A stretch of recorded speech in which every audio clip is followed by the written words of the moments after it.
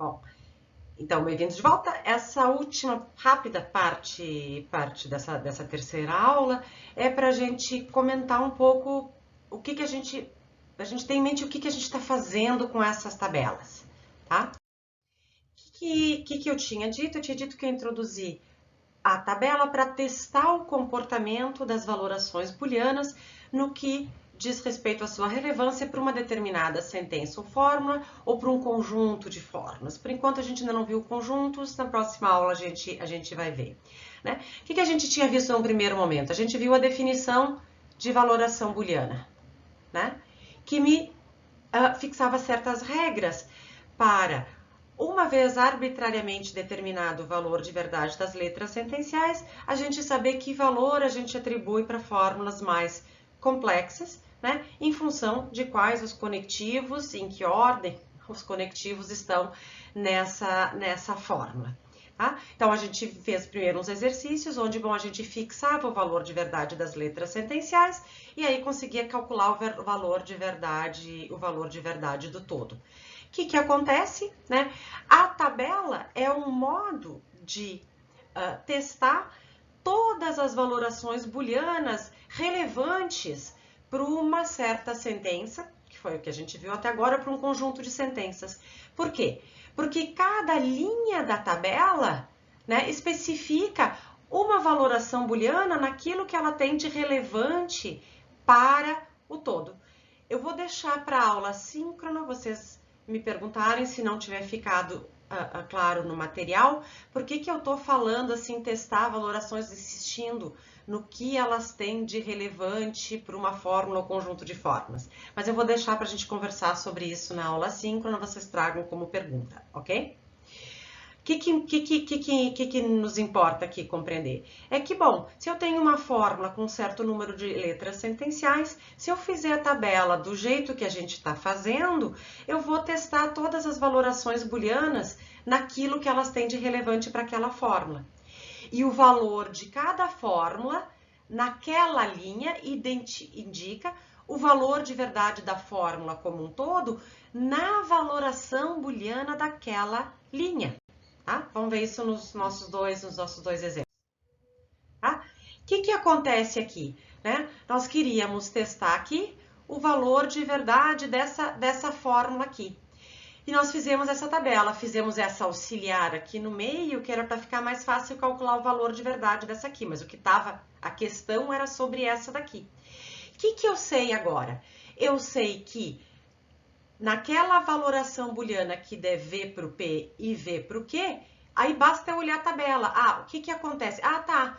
Essa linha aqui da tabela, né, expressa essa valoração booleana V1 aqui, porque dá V para o P e V para o Q.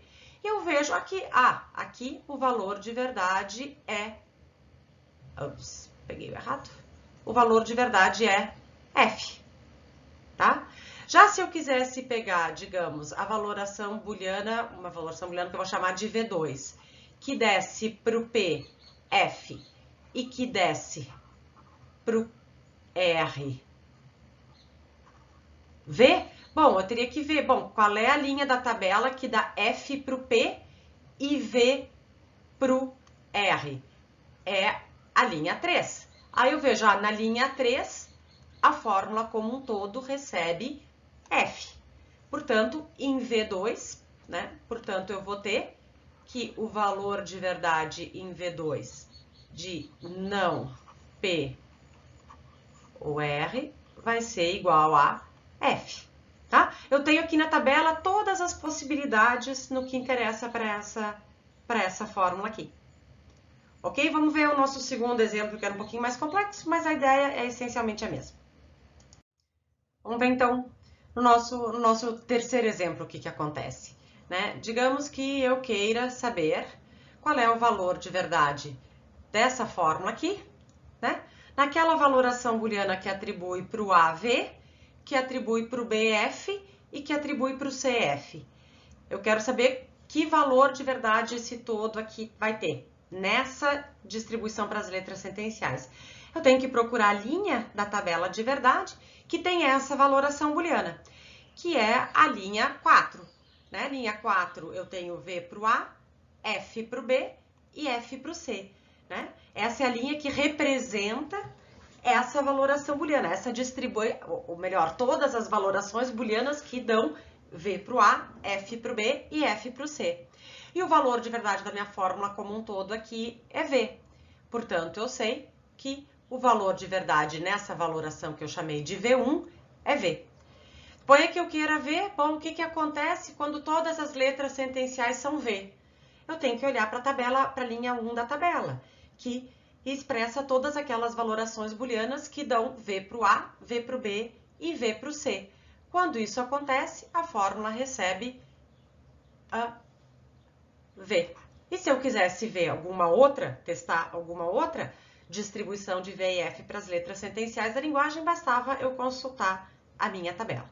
Tá? Então, para isso que serve a tabela, depois a gente vai ver como é que funciona para conjuntos, por enquanto vão ficar com fórmulas. A tabela me permite testar o comportamento de todas as valorações booleanas naquilo que elas têm de relevante para uma determinada fórmula. Tá? Bom, em seguida, vocês devem, então, rever o conteúdo, né, a parte final dessa terceira aula e fazer do exercício Romano 2, os exercícios 3 e 4 na página 24, conferindo as respostas e me trazendo dúvidas, ok? Então, até mais!